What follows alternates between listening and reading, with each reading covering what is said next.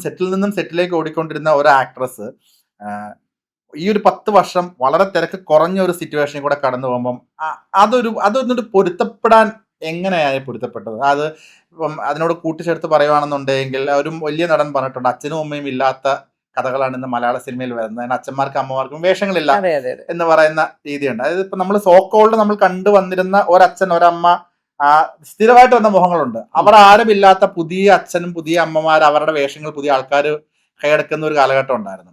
അപ്പൊ ഈ ഒരു ഒരുപാട് സമയം ഫ്രീ സമയം കിട്ടുന്നു, ആ തിരക്കുകളില്ല, ആ ബഹളങ്ങളില്ല. ഇത് എങ്ങനെ പൊരുത്തപ്പെട്ടെ? എനിക്ക് സത്യം പറഞ്ഞാൽ എനിക്ക് വീട്ടിലിരിക്കാൻ ഇഷ്ടമാണ്. ആദ്യമേ എനിക്ക് പെട്ടെന്ന് ഇപ്പോൾ ഈ ഇന്റർവ്യൂവിന് വിളിക്കുമ്പോൾ പോലും ഞാൻ പിന്നെ പിന്നെ പിന്നെ അങ്ങനത്തെ ഒരു സ്വഭാവമുണ്ട്. എനിക്ക് സിനിമയ്ക്ക് പറ്റാത്തൊരു സ്വഭാവമുണ്ട്. അപ്പം ആ സമയത്തൊക്കെ ഞാൻ തിരക്കാണെങ്കിലും അത് ആസ്വദിച്ചിട്ടുണ്ടാവാം അന്ന്. പക്ഷേ എനിക്ക് വീട്ടിലിരിക്കുന്നത് ഇഷ്ടമാണ്. അത് തിരക്ക് കുറഞ്ഞത് കൊണ്ടായിരിക്കും എന്നല്ല, ആണ് എനിക്ക് എഴുതാൻ പറ്റിയത്, എനിക്ക് സംവിധാനം ചെയ്യാൻ പറ്റിയത്. അല്ലെങ്കിൽ ആർട്ടിസ്റ്റായിട്ട് മാത്രം ഞാൻ മുന്നോട്ട് പോയിട്ടുണ്ടാകും. എന്നിലുള്ള ആ കഴിവ് എനിക്ക് പുറത്തെടുക്കാൻ പറ്റിയത് വീട്ടിലിരിക്കുമ്പോൾ ഒരിക്കലും ഞാൻ നിരാശപ്പെട്ടിട്ടില്ല. അപ്പം എൻ്റെ റോള് ചെയ്യുന്ന ആൾക്കാർ അയ്യോ എനിക്ക് സിനിമ കിട്ടുന്നില്ല, ഞാൻ വീട്ടിലിരിക്കുന്നു എന്ന് എനിക്കങ്ങനെ ചിന്തയേ വന്നിട്ടില്ല. അല്ലാത്ത സമയങ്ങൾ ഇങ്ങനെ ഞാൻ എഴുതി നമ്മൾ നിരാശപ്പെട്ട് ജീവിക്കുന്നതിന് പകരം നമുക്ക് മറ്റെന്തെങ്കിലും കഴിവുണ്ടെങ്കിൽ പുറത്ത് കൊണ്ടുവരാൻ വിചാരിച്ചു. അങ്ങനെയാണ് സിനിമ ഉണ്ടാകുന്നതും പിന്നെ ഷോർട്ട് ഫിലിം ഉണ്ടാകുന്നതും ഒക്കെ തന്നെ. വളരെ പോസിറ്റീവായിട്ട് ചിന്തിക്കുന്ന, എല്ലാ കാര്യത്തിനും വേറൊരു സൈഡിൽ കാണുന്ന ആളാണ്. അതെ. അതിങ്ങനെ പറ്റുന്നത് വായിക്കും ഒരുപാട്. നേരത്തെ വായിക്കുകയായിരുന്നു. ഇപ്പം പിന്നെ സിനിമയിലേക്കൊക്കെ വന്നു കഴിഞ്ഞാൽ നമ്മളങ്ങനെ വായനാശീലം കുറയും. ഇപ്പം തീർച്ചയായിട്ടും കുറയും. കാരണം ഇപ്പൊക്കെ എല്ലാം കാണുകയാണ്, വായിക്കുകയല്ലല്ലോ. എല്ലാം നമുക്കിങ്ങനെ പത്രം പോലും ഇല്ല. അപ്പൊക്കെ ഇതിൽ നെറ്റിലൂടെയാണ് നമ്മൾ കാണുന്നത്. പക്ഷേ ഞാൻ ഒരാളെ പരിചയപ്പെട്ട് കഴിഞ്ഞാൽ അവരുടെ നല്ല വശവും ചീത്ത വശവും ഞാൻ കാണും. നല്ലത് മാത്രം എടുക്കും. നല്ലത് മാത്രം എടുക്കും. ഇപ്പോൾ എനിക്ക് എന്നോട് ആരെങ്കിലും എന്തെങ്കിലും ഉപദ്രവം ചെയ്താൽ പോലും ഞാൻ അപ്പം മറക്കും അത്. പിന്നീട് അവർ നല്ലോണം സംസാരിച്ചാൽ ഞാൻ അതിനെപ്പറ്റി ഓർക്കുകയല്ല. ഓക്കെ. ഞാൻ അതിനെപ്പറ്റി ഓർക്കില്ല പിന്നെ അവരെ പറ്റിയിട്ട്. പക്ഷെ അത് എത്രത്തോളം പറ്റും? അത് ശരിക്കും പറഞ്ഞാൽ ഒരു നല്ല ക്വാളിറ്റി ആണോ? കാരണം അത് വീണ്ടും നമ്മൾ അബദ്ധത്തിൽ ചെന്ന് ചാടുക എന്നുള്ളതിൽ തന്നെ അബദ്ധത്തിൽ പോയി ചാടില്ല. അവരെ മനസ്സിലാക്കും. പക്ഷെ എന്ന് വിചാരിച്ചിട്ട് അവരെ ശത്രുവായിട്ട് ഞാൻ കാണില്ല. ഇപ്പൊ എന്നോടൊരു ഉപദ്രവം ചെയ്ത അതെ, അവരെ തകർക്കണം എന്ന് പറയുന്ന ചില ആൾക്കാർക്ക് ഒരു സ്വഭാവമുണ്ട്. പിണങ്ങി കഴിഞ്ഞാൽ പിന്നെ അവരെ തകർക്കുക, അവരെ കൊണ്ട് ഉള്ളതും ഇല്ലാത്തതും ഒക്കെ നാട് നീളം പറഞ്ഞു നടക്കുക. അത് എന്നെപ്പറ്റി എനിക്കത് അങ്ങനത്തെ ഒരു സ്വഭാവമേ ഇല്ല. അത് നല്ലതാണോ ചീത്തയാണോന്ന് എനിക്കറിയില്ല. ഞാൻ അവരെന്നോട് സംസാരിച്ചു കഴിഞ്ഞാൽ ഞാനത് പറക്കും. ഇപ്പൊ ഞാനൊരാൾക്കൊരു ഉപകാരം ചെയ്താൽ ഞാൻ ഓർക്കാറില്ല. പക്ഷെ എനിക്കാരെങ്കിലും ഉപകാരം ചെയ്താൽ ഞാൻ ഓർക്കാറുണ്ട്. ഭയങ്കര ഒരു പോസിറ്റീവ് ക്വാളിറ്റി. അത് ഇതിലേക്കൊക്കെ ഒരു താരതമ്യപ്പെട്ട് വരാൻ വേണ്ടിയിട്ട് ഒരു വലിയൊരു എന്താ പറയുക, ഒരു നമുക്കൊരു ഏജിന്റെ മെച്യൂരിറ്റിയുടെ വളർച്ചയായിരിക്കും ഈ ഒരു തോട്ട് പ്രോസസ്സിലേക്ക്. പണ്ടേ അങ്ങനെ തന്നെയാണ്. അനുഭവത്തിന്റെയാണ്, അനുഭവം കൊണ്ടാണ്. പണ്ട് അങ്ങനെയെന്ന് പറഞ്ഞാൽ കുട്ടിക്കളിയായിരുന്നു ശരിക്കും പണ്ടൊക്കെ എനിക്ക്. ഇപ്പോഴും എനിക്ക് ജീവിതം ഒരു ഭയങ്കര സീരിയസ് ആയിട്ട് ഞാൻ കണ്ടിട്ടില്ല. എൻ്റെ വീട്ടിൽ ഞാനായിരിക്കും ഏറ്റവും വലിയ ചെറിയ കുട്ടിയായിട്ട് കാണുമ്പോൾ. പക്ഷെ എല്ലാവർക്കും ഭയങ്കര ഗൗരവമായി തോന്നും. പക്ഷെ ഭയങ്കര ഒരു കുട്ടിത്തം ഉള്ള സ്വഭാവമാണ് എനിക്ക് എൻ്റെ വീട്ടിൽ. ഈ പിള്ളേരുടെ അടുത്തൊക്കെ സ്ട്രിക്റ്റ് ആയിട്ടുള്ള അമ്മ തന്നെയായിരുന്നു ആ കാലഘട്ടങ്ങളിലൊക്കെ? അങ്ങനെ സ്ട്രിക്റ്റ് ആണെന്ന് ചോദിച്ചാൽ ആണ്. പക്ഷെ എന്നാൽ അവരോട് ഫ്രണ്ട്സ് പോലെ പെരുമാറുകയും ചെയ്യും. അങ്ങനെയാണ്, സുഹൃത്തുക്കളെ പോലെ പെരുമാറുകയും ചെയ്യും. അതേ സ്ഥാനത്ത് ഞാൻ ആവശ്യമുള്ളിടത്ത് സ്ട്രിക്റ്റ് ആവേണ്ടി. ഈ നമ്മൾ ഷോർട്ട് ഫിലിം അനന്തതയിലേക്ക് ഞാൻ കണ്ടു, വളരെ ബ്യൂട്ടിഫുൾ ആയിട്ടുള്ള മെസ്സേജ് പറയുന്ന ഒരു ഇതാണ്. ഓപ്പറേഷൻ തൂഫാന് മുന്നേ ചെയ്തല്ലേ? അതെ അതെ അതെ. അത് അതിന് ശേഷം അത് വന്നതുകൊണ്ട് അതിലേക്ക് പോയി. പക്ഷെ അല്ലാത്ത ഇപ്പത്തെ ഒരു ജനറേഷൻ പോയിക്കൊണ്ടിരിക്കുന്ന ഒരു സങ്കടകരമായ അവസ്ഥയാണല്ലോ അത്. ഈ മയക്കുമരുന്നിന് അടിമയായിട്ട് നമ്മൾ കാണുകയാണ്. അപ്പൊ നമ്മുടെ വീട്ടിലുള്ള കുട്ടികൾ അത് ചെയ്യില്ല എന്ന് നമ്മൾ ചിന്തിക്കും. അങ്ങനെയാണ് പല മാതാപിതാക്കളും നമ്മളെ കുട്ടികളൊന്നും ചെയ്യില്ല. ഭയങ്കര വിശ്വാസമാണ് പലർക്കും. അതെ. അപ്പൊ അതിൽ നിന്നുണ്ടായതൊരു ഇതാണ് എനിക്ക്. എനിക്ക് ഷോർട്ട് ഫിലിം കണ്ടപ്പോൾ അതിൻ്റെ ഏറ്റവും ഇൻട്രസ്റ്റിംഗ് ആയിട്ട് തോന്നി, അതിൽ ഒരിക്കലും ലഹരി ഉപയോഗിക്കുന്നതോ അത് കുത്തിവെക്കുന്നതോ അങ്ങനത്തെ ആഫ്റ്റർ മാത്രം. അതെ അതെ അതെ. അതെന്താ അങ്ങനെ? അത് പർപ്പസ്ഫുള്ളി ചെയ്തതാണ്. അതെ അതെ. കാരണം എന്താ വെച്ചാൽ അത് ഉപയോഗിച്ച് കഴിഞ്ഞിട്ട് അവർ ആസ്വദിക്കുന്ന ആ ഒരു സാധനം ഞാൻ കൊടുത്തിട്ടില്ല. ആദ്യം എല്ലാവരും ചെയ്യുന്ന അതാണ് എല്ലാവരും ലഹരി എന്ന് പറഞ്ഞാൽ എല്ലാവരും പിന്നെ അവരത് ആസ്വദിച്ചു. പിന്നെ അത് ഞാൻ ചെയ്തില്ല. അത് വേണ്ട വിചാരിച്ചു. മനഃപൂർവ്വം കട്ട് ചെയ്തതാ. എഴുതുമ്പോഴും അതില്ല. അത് നല്ല ഞാൻ ലഹരി എന്ന് പറയുമ്പോൾ ഞാൻ ഓർത്താ അത് കുത്തിവെക്കണം. ആ നമുക്ക് ചില ആവശ്യമുള്ള എല്ലാരും ഉപയോഗിക്കും ചില ഷോർട്സ് ഉണ്ടാവുമല്ലോ. അതെ. അതുകൊണ്ട് പിന്നെ പക്ഷെ ഒരു അതൊന്നും ഒരു അതിനകത്ത് സീനിൽ മാത്രമേ ആ ഡ്രൈവ് പിന്നെ കാറിൽ വന്നിരുന്ന പയ്യൻ ഉപയോഗിക്കുന്ന ഒരു സാധനം, ഉണ്ട് അത് ഇയാളുടെ ആ ഒരു ഓർമ്മയിലേക്ക് പോകാനുള്ള കണക്ഷൻ കണക്ഷന് മാത്രമാണ്, വേണ്ടിയിട്ട്. അതിന് വേണ്ടി മാത്രമാണ് അത് കാണിച്ചത്. എന്തായാലും ഇത് എത്രയോ നല്ല നല്ല സ്കൂളുകളിൽ, കോളേജുകളിൽ, പല സ്ഥലങ്ങളിൽ ഇപ്പോൾ കാണിച്ചുകൊണ്ടിരിക്കുന്നു. ഇപ്പോൾ ഒരു അതിന്റെ തമിഴിലേക്ക് ഡബ് ചെയ്തു. വാവ്. ആ എ.വി. അനൂപിനോട് നന്ദി പറയണം. പുള്ളി അദ്ദേഹം എല്ലാ തന്നെയാണ് ആ സ്ഥലത്തും, ക്യാരക്ടർ ചെയ്തേക്കുന്നത് അല്ലേ? അതെ അതെ അതെ, പുള്ളിക്ക് എപ്പോഴും നല്ലൊരു മെസ്സേജ് ഉള്ളതിലേക്കാണ് പുള്ളി ഇഷ്ടം അങ്ങനത്തെ ചെയ്യുന്നത്. അദ്ദേഹം ഇത് അഭിനയിക്കാൻ പ്രൊഡക്ഷൻ ഓഫ് കോഴ്സ് ഓക്കെ, പക്ഷെ അദ്ദേഹം തന്നെ ചെയ്യാമെന്നുള്ള ഡിസിഷൻ എങ്ങനെയാ വന്നത്? ചേച്ചിയുടെ മനസ്സിൽ ആദ്യം ആരായിരുന്നു ശരിക്കും? അങ്ങനെയില്ല, ഞാൻ എഴുതി കഴിഞ്ഞപ്പോൾ എനിക്ക് തോന്നി ഇത് കൊടുക്കാൻ പറ്റിയ സ്ഥലം ഇവിടെ തന്നെയാണെന്ന്. കാരണം അങ്ങനത്തെ മെസ്സേജുകൾ ഇഷ്ടപ്പെടുന്ന ആൾക്കാരുടെ അടുത്ത് പോയിട്ടേ കാര്യമുള്ളൂ. മനസ്സിലായി. അപ്പോൾ പുള്ളി തന്നെ അഭിനയിക്കുക എന്നുള്ള.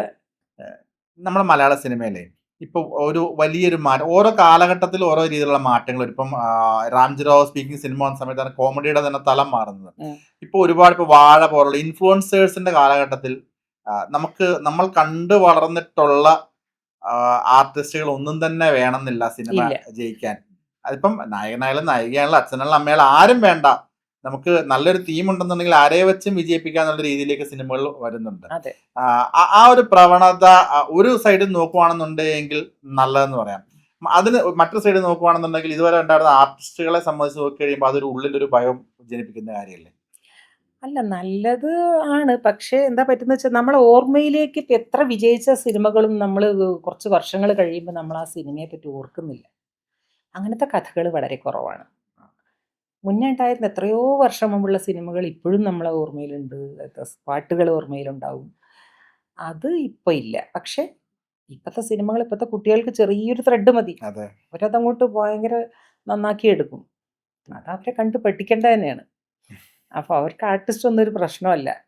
ആ കഥാപാത്രത്തിനനുസരിച്ച് ഒരാളെ ഫിക്സ് ചെയ്യും, ഒരു ഷൂട്ട് ചെയ്യും. പക്ഷെ അവരുടെ സെറ്റൊക്കെ ഭയങ്കര രസമാണ്. ഈ നമ്മൾ അമ്മവേഷം എന്ന് പറയുന്നത് പെട്ടെന്ന് നമുക്ക് ഓർമ്മ വരുന്നത് കവിയൂർ പൊന്നമ്മ, സുകുമാരി അമ്മ, KPS ലളിത അമ്മയൊക്കെയാണ്. ചേച്ചി ഒരുപാട് അമ്മവേഷം ചെയ്തിട്ടുണ്ട്. പക്ഷെ ചേച്ചി നെഗറ്റീവ് ക്യാരക്ടേഴ്സും ചെയ്തിട്ടുണ്ട്. ചേച്ചി അമ്മായിയമ്മ ആയിട്ടുണ്ട്, ചേടത്തിയമ്മയൊക്കെ ആയിട്ടുണ്ട്.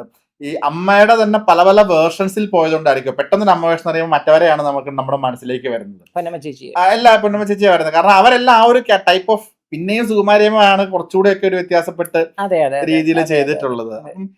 എന്തും ചെയ്യാൻ റെഡി ആയിട്ടുള്ള ഒരു ആക്ട്രസ് ആയിരുന്നു ചേച്ചി. അമ്മവേഷോ അമ്മായിയമ്മയോ വില്ലത്തിയോ എന്താണെങ്കിലും കുഴപ്പമില്ല, ഒരു ക്യാരക്ടർ ആർട്ടിസ്റ്റ് എന്നുള്ള ഒരു ഇമേജിൽ മാത്രം ഫോക്കസ് ചെയ്ത് പൊക്കൊണ്ടിരുന്ന കരിയർ ആയിരുന്നു. അങ്ങനെ ഞാനങ്ങനെ പ്രത്യേകം സിനിമ ചെയ്താൽ മതി. സിനിമ ചോദിക്കും, ഞാൻ എൻ്റെ റോൾ എന്താന്ന് ചോദിക്കും, സംവിധായകൻ ആരാന്ന് ചോദിക്കും, അങ്ങനെയൊക്കെ. അത്രേ ഉള്ളൂ. പിന്നെ വലിയ ഡിമാൻഡ് സീരിയലിന് മാത്രമേ ഞാൻ ശ്രദ്ധിക്കുള്ളൂ. സിനിമയ്ക്ക് നമ്മൾ അങ്ങനെ അത് വർക്കൗട്ട് ആവില്ല. അങ്ങനെ നമ്മൾ അയ്യോ എന്നൊക്കെ പറഞ്ഞ് നിന്നിട്ട് സിനിമ ചോദിക്കാന്ന് മാത്രമേ ഉള്ളൂ. അല്ല, സീരിയലാണെങ്കിൽ പിന്നെ അത് എന്താണ് കഥാപാത്രം എങ്ങനെയാണെന്നൊക്കെ ചോദിച്ചിട്ടേ പോകുള്ളൂ. സിനിമ അങ്ങനെ ശ്രദ്ധിക്കാറില്ല. ആദ്യകാലങ്ങളിൽ ഒന്ന് രണ്ട് സ്ഥലത്തേക്ക് ഇറങ്ങി പോണൊക്കെ ചേച്ചി പലയിടത്തും പറഞ്ഞിട്ടുണ്ട്. അത് ഇനി നമുക്ക് ചർച്ചയിൽ വരേണ്ട ആവശ്യങ്ങളില്ല. പലരും ചേച്ചിയുടെ സിനിമകളൊക്കെ എടുത്ത് പറയുമ്പോൾ പരാമർശിക്കപ്പെടുന്നത് ഞാൻ കേട്ടിട്ടില്ല ഈ സിനിമയുടെ പേര്. എനിക്ക് ഭയങ്കര ഇഷ്ടപ്പെട്ട ഒരു സിനിമയാണ്. ഇപ്പൊ എല്ലാരും പറഞ്ഞ പാർവതി പരിണയമുണ്ട്, പിന്നെ ഓഫ് കോഴ്സ് ഗോഡ് ഫാദർ. മീനത്തിൽ താലിയിട്ട് എനിക്ക് ഭയങ്കര ഇഷ്ടമുള്ള സിനിമയാണ്. നല്ല സിനിമ.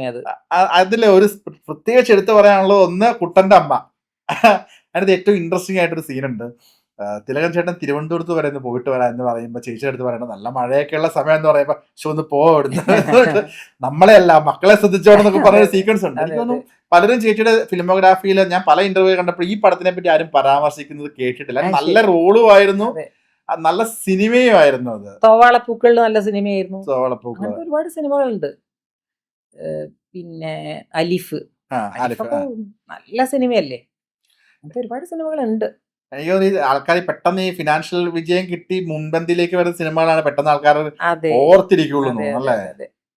ഇപ്പോ ഈ പറഞ്ഞ സിനിമ മീനത്തിൽ താലികെട്ടൊക്കെ ലാൽ ജോസാണ് ശരിക്കും അത് അതിനു വേണ്ടിയിട്ട്.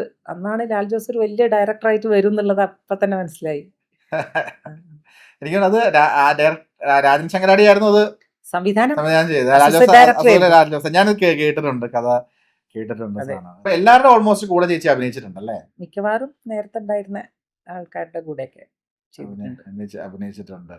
ഈ നമ്മളിപ്പം ഇത് പറഞ്ഞപ്പം മീനത്ത് താലികെട്ട് പറയുമ്പോൾ തന്നെ നമുക്ക് എടുത്തു പറഞ്ഞ 2-3 സിനിമകളുണ്ട്. പെട്ടെന്ന് പറഞ്ഞ ഇപ്പൊ ഗോഡ് ഫാദർ അല്ലെങ്കിൽ നമുക്കിപ്പോ ജയപ്രകാശിന്റെ അമ്മയായിട്ട് വന്ന ഇന്ത്യൻ റുപ്പി ഏതാ ഇന്ത്യൻ റുപ്പി? ആ ഇന്ത്യൻ റുപ്പി JP-യുടെ അമ്മ അതെ അതെ അതെ അതെ ഒക്കെ ആയിട്ട് വന്ന അതെ അതിലും തിലകൻ ചേട്ടന്റെ തന്നെ ഒക്കെ കൂടുതൽ കോമ്പിനേഷൻ ആണ് അതെ കൂടുതലും രഞ്ജിത്തിന്റെ സിനിമ. വന്നേക്കുന്നത്. ആ രഞ്ജിത്ത് അദ്ദേഹത്തിന്റെ സിനിമ. ഈ, ഞാൻ ചോദിക്കട്ടെ, ഇപ്പം കൂടെ അഭിനയിച്ചതില് നമ്മൾ പെട്ടെന്ന് പാർവതീപരനെയും തന്നെ എടുക്കാന്ന് വെച്ചു. ഉം. അതില് ആങ്ങളുടെ മകനായിട്ടാണ് ഇന്ദ്രൻ ചേട്ടൻ വരുന്നത്. ഉം. ഈ കരാട്ടെ പഠിച്ചിട്ട് അതെ അതെ പ്രൊട്ടക്ട് ചെയ്യാൻ വേണ്ടി വന്നത് അതെ. ഇന്ദ്രൻ ചേട്ടൻ.